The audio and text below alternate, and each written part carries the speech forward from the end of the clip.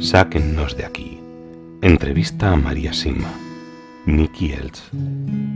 Editorial Gratis lo recibiste, gratis ofrécelo. Dedicado con amor a todos aquellos que aún han de experimentar el amor de Dios.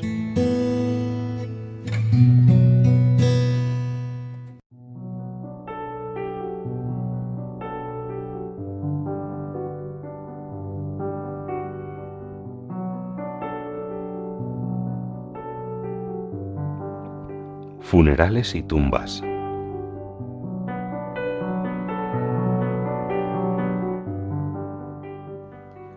¿Le han dicho algo las almas sobre los funerales? Sí, me han dicho que prefieren quedarse en su hogar durante un tiempo y no que las lleven a los fríos tanatorios de inmediato. Allí no se ora por ellas. Necesitan las oraciones que se hacen cuando todavía están en su casa, y si se les lleva con rapidez normalmente se descuidan estas oraciones. También pueden observar su propio funeral, como ya mencioné anteriormente.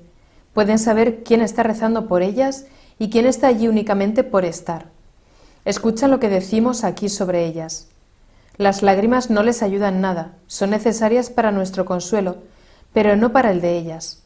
Los funerales deberían ser simples y llevarse a cabo con mucho amor en el corazón. ¿Hay algo que no aprobarían de los funerales actuales? No les gusta escuchar que se digan falsedades sobre ellas, aun cuando la verdad no siempre sea atractiva. Los elogios deben ser honestos, si es nuestro deseo ayudarlas en su viaje.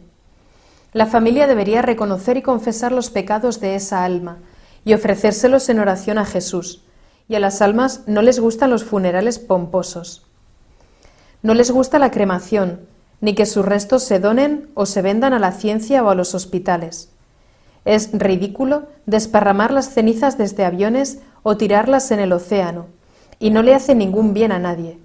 A las almas realmente les duele, porque de ese modo los vivos las olvidan más fácilmente en lugar de ocuparse de ellas con oraciones y pequeños gestos de amor en forma constante. La Iglesia permitió la cremación solo para lograr que hubiera menos sacrilegios. Fue más una decisión política que una decisión que sirva de ayuda. No les gusta nada que no sea piadoso o que se las muestre bajo una luz distorsionada. Recordarlas en la presencia de Jesús es precisamente reunirlas nuevamente, intervenir en su lugar y hacer bien ante Dios, algo que no hicieron tan bien en su día. Esto me recuerda a un alma que se me presentó una vez durante el día. Una tarde caminaba por el bosque de regreso a casa y vi venir a una señora muy anciana. Mi primer pensamiento fue: Dios mío, qué vieja parece. Caminaba hacia mí y se veía triste y como perdida. La saludé y le pregunté por qué estaba allí arriba a solas. Le dije que se estaba haciendo tarde. Me contestó: nadie se preocupa por mí. Nadie me invita a pasar a su casa y debo dormir en la calle. Pensé: debe tener las tuercas un poco flojas. Lo pensé un segundo y luego le ofrecí llevarla conmigo, sabiendo que si era una molestia no se quedaría por mucho tiempo. Puede venir conmigo, pero mi casa es pequeña. Es todo lo que tengo, pero es un techo y puedo darle de comer. Se alegró instantáneamente y dijo: eso era todo lo que necesitaba, y desapareció. Más tarde supe que ella, en algún momento de su vida, no había dejado entrar en su casa a alguien verdaderamente necesitado, y en consecuencia debía estar en el purgatorio hasta el día en que otra persona la dejara entrar. Ve usted, de esta forma compensé ese pecado y todo quedó reparado. Haberle ofrecido que viniera conmigo le sirvió de reparación por su descuido.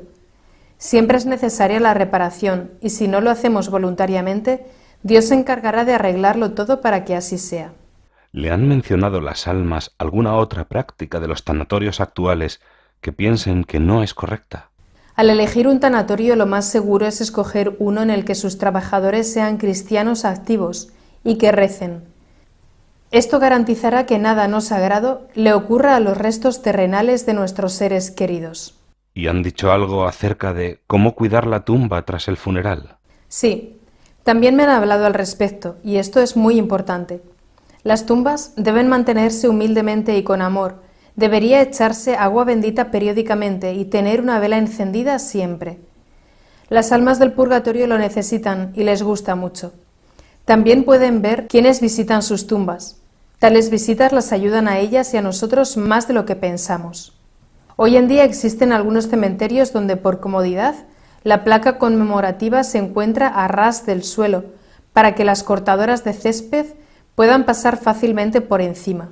Esto es pereza y falta de amor por parte de los familiares, y esas almas deberán sufrir más tiempo que si la familia se ocupara ella misma de cuidar el lugar donde descansa.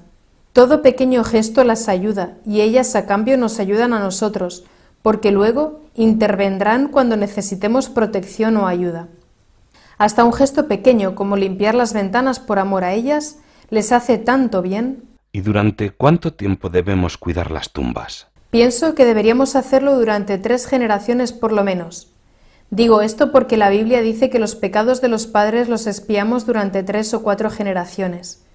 Por eso nuestras oraciones deberían trascender las generaciones y no dirigirlas simplemente a los que conocimos personalmente. Es muy bueno enseñar a los niños a tener interés en sus abuelos y tatarabuelos. Esto hace tanto bien a todos, les muestra un camino y una unidad. Creo que desorienta mucho el hecho de que en esta sociedad moderna muchas familias se preocupen únicamente por la búsqueda de más dinero, mejores oportunidades o una casa más grande. ¿Hasta qué punto sabemos que todos en algún momento deberemos volver al hogar, entre comillas?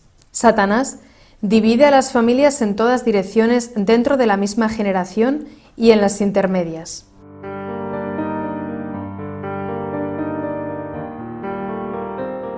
El matrimonio, la familia y los hijos.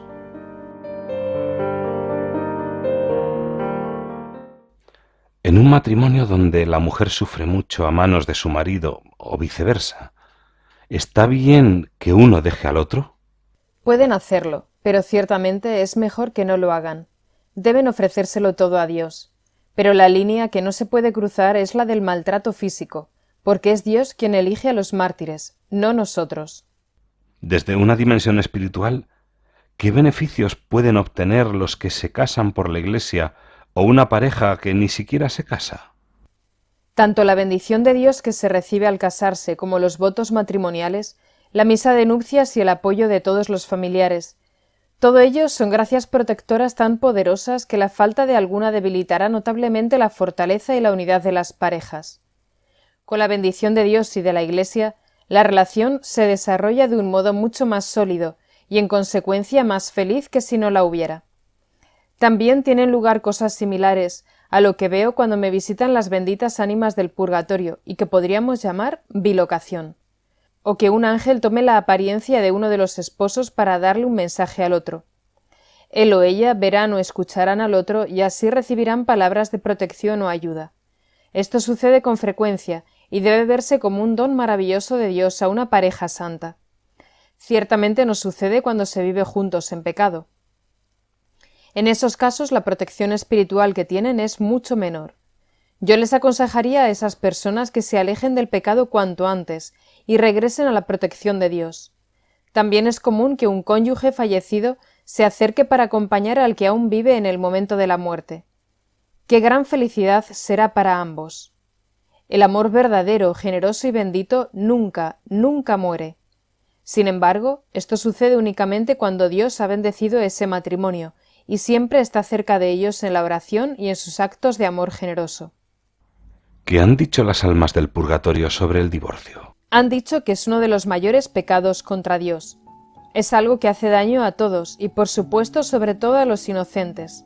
Es nada más y nada menos que un asesinato espiritual, emocional y mental, cometido contra el mayor don que Dios nos ha dado, la capacidad de participar en la creación de la vida y de sus frutos, nuestros hijos. Ningún hijo de una familia divorciada crecerá tan plenamente como Dios lo había planeado. En este siglo, millones de veces más que antes, Satanás irrumpe dentro de las familias y dentro de los vientres de las mujeres, corrompiendo y destruyendo en pedazos los lazos sagrados que mantienen a las familias dentro del plan de Dios. corrompiendo y destruyendo en pedazos a los niños que Dios les ha dado. Para reparar por estos dos pecados es lo que las almas del purgatorio anuncian que llegará pronto y que causará una gran conmoción. Y en países como en los Estados Unidos, donde más del 50% de los matrimonios se rompen, Dios pronto hará algo para que esto cambie rápidamente. Se pondrá del lado de los humildes, de los inocentes, de quienes rezan y aman, y castigará al resto por sus interminables ofensas contra el amor. Las empresas, las organizaciones, los abogados, las iglesias, los médicos y psicólogos que mienten, confunden, conspiran, se enriquecen y de este modo distorsionan la verdad con el fin de continuar con la más terrible de las guerras, pronto experimentarán la cólera de Dios como nunca antes se ha conocido. Dios, ten piedad de aquellos que saben lo que están haciendo. Y nosotros tenemos el deber de informar a los que no lo saben qué es lo que están haciendo. ¿Le han dicho algo las benditas ánimas del purgatorio sobre los procesos de nulidad de los matrimonios? Sí, me han dicho que la Iglesia está otorgando demasiadas anulaciones. Son temas que deben examinarse en profundidad. Me temo que sea verdad hasta cierto punto, que aquellos con buenas conexiones y con dinero tienen un mayor acceso a las anulaciones, y difícilmente esto puede ser voluntad de Dios. Por supuesto que hay casos en los que se da coacción, o hay limitaciones emocionales u otras situaciones que invalidan realmente el matrimonio desde su inicio, pero son cuestiones serias que deben tratarse con mucho amor, pero también rigurosamente. María, ¿qué más podrían comunicar las benditas ánimas del purgatorio a sus familias? Pueden pedirle a un miembro de su familia que haga algo bueno que ella durante su vida no hizo o lo hizo mal. Y si siguen sus indicaciones, sus familiares le ayudarán a continuar su camino al cielo. Pueden advertirles para que eviten esto o aquello. Protegen a sus familias, las guían y les transmiten amor y seguridad de muchas maneras distintas. ¿Hay algo que las benditas ánimas del purgatorio no mencionarán nunca a sus familias? No dirán ni harán nada negativo, ni nada que suponga una crítica o un juicio de valor. Siempre se tratará de algo positivo, de ayuda, de protección y, por tanto, reparador. ¿Hay familias a las que las visiten sus parientes difuntos condenados en el infierno, pero sin que la familia sea atacada o acosada por ellos? Sí las hay, pero estas almas no piden nada por ellas porque se encuentran fuera de toda ayuda y de toda gracia. En esos casos solamente les recuerdan a sus familiares su propia condición y la existencia del infierno. ¿Le han dicho algo las benditas ánimas del purgatorio sobre el movimiento feminista? No, no en esos términos, excepto que ninguna mujer debería estar alrededor del altar. En la sociedad actual es bueno que compitan con los hombres en condiciones de igualdad, que tengan sus propias carreras, pero siempre y cuando la familia no quede ignorada y relegada. También en este tema, tanto las mujeres como los hombres cometen muchos pecados graves en la actualidad. Cuando se descuida a los hijos o al marido o a la mujer, se deberá sufrir mucho por ello luego. Definitivamente, este es uno de los pecados más serios que divide mucho. ¿Le han dicho algo las benditas ánimas del purgatorio sobre lo que se suele hacer con los abuelos en las sociedades occidentales? Me refiero a no tenerlos en casa y llevarlos a residencias de ancianos donde con frecuencia se les trata como un número más, o peor aún, donde en algunos lugares les drogan para que queden inconscientes y mueran pronto. No específicamente, pero ¿hace falta que nos aclaren algo sobre pecados tan grandes como los que cuenta? Son unos pecados enormes. ¿Con qué frecuencia son los abuelos quienes enseñan a rezar a los niños y en cuántas familias son los abuelos quienes unen a las diversas generaciones, debido a que están allí para compartir la sabiduría adquirida a lo largo de tantos años de experiencia? Echarlos de casa solo puede ser obra de Satanás. María, ¿crees que es un pecado que una madre no amamante a su hijo o que no lo abrace? Si se encuentra físicamente en condiciones de amamantar y prefiere no hacerlo por algún motivo egoísta, sí lo es. Y cuando no se abraza a los hijos, estos quedan paralizados emocionalmente al crecer. Por lo tanto, por supuesto que también es un pecado. ¿Qué es mejor, ser pobre con muchos hijos o rico con solamente 1 o 2 hijos? No debemos interferir en los planes de Dios con respecto a los hijos, y Él siempre enviará a muchos a quienes entren dentro de sus planes. Conozco a mucha más gente plenamente feliz entre los pobres que entre los ricos, y conozco muchos casos de los dos tipos. Además, los ricos están más lastrados con los efectos de los pecados de sus ancestros. Viene a mí en busca de ayuda por este motivo más gente adinerada que pobre. Y esto no se debe a que los pobres no tengan posibilidad de venir, pues también lo hacen. Sin embargo, casi todos los gobiernos del mundo, como se demostró en las reuniones sobre población de El Cairo, hablan de la temible amenaza de la superpoblación. ¿Qué dice usted al respecto? Son tonterías y equivocaciones, fruto del egoísmo y montadas en su totalidad por los mismos bancos. De los 6.000 millones de habitantes de la Tierra en la actualidad, aproximadamente alrededor de un tercio se está muriendo de hambre, pero eso se debe únicamente a la avaricia de unos pocos. Existen estadísticas que prueban que el mundo podría alimentar a 50.000 millones de personas o más, si se distribuyeran con justicia la energía y la comida. La avaricia de Occidente es algo que disgusta mucho a Dios, y estoy segura de que Él hará algo al respecto. ¿De quién son los niños que consumen 90 veces más que los niños de la India? ¿Y quiénes son los que se preocupan tanto de la superpoblación? La respuesta a estas dos preguntas es la misma: Occidente y sus bancos. La avaricia y un temor infundado a la pobreza hacen que mucha gente crea falsedades tan grandes y que las difunda y actúe en esa línea. ¿A qué edad debería poder dejar una madre a su hijo durante un periodo largo de tiempo a alguien que no sea de la familia? Esto depende, por supuesto, de las circunstancias exactas de cada familia, pero como norma general, es un pecado hacerlo antes de los 4 años. Las heridas que se reciben antes de esa edad son las más difíciles de curar porque se encuentran en lo más profundo del subconsciente. ¿Le han dicho algo las ánimas sobre el castigo físico a los hijos?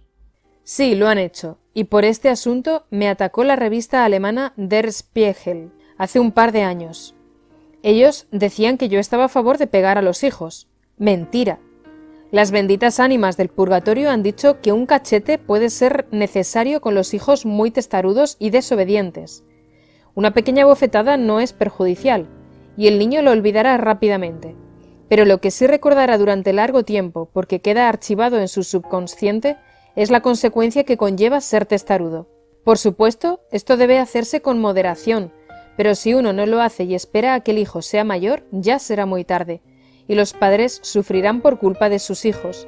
Sin embargo, cuando un hijo mayor tiene en su subconsciente una memoria del cachete que le dieron cuando tenía solo 2, 3 o 4 años, una sola mirada del padre bastará para que actúe correctamente. Muchos padres en la actualidad ya han aprendido los frutos que ha dado su excesiva tolerancia.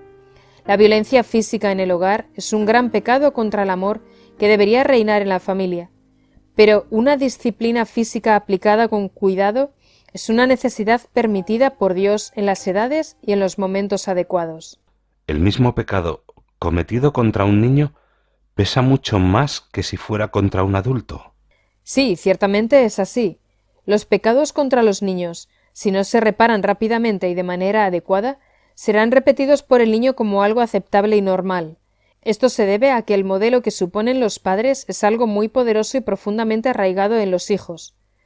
Un divorcio o un acto de violencia en el hogar, o que sean testigos de algo deshonesto, o de una infidelidad, o de insultos y calumnias, da igual de lo que se trate, podrá fácilmente causar reacciones idénticas entre sus descendientes. Ser padre es mucho más importante de lo que la sociedad moderna cree. Se delegan fácilmente estas responsabilidades a quienes se llaman profesionales, pero que no poseen los vínculos otorgados por Dios como los poseen los padres. Y estos profesionales cometen errores como lo hacen todos los seres humanos. ¿Los niños con discapacidades mentales pasan algún tiempo en el purgatorio? Sí, es así. Pero por supuesto que su purgatorio es más leve que el de los niños sanos. Todo depende de lo que el niño pudo entender. ¿Cuáles son los pecados más graves que pueden cometer los niños? Por ejemplo, entre los 6 y los 12 años. La desobediencia y la falta de educación hacia sus padres son los dos más graves.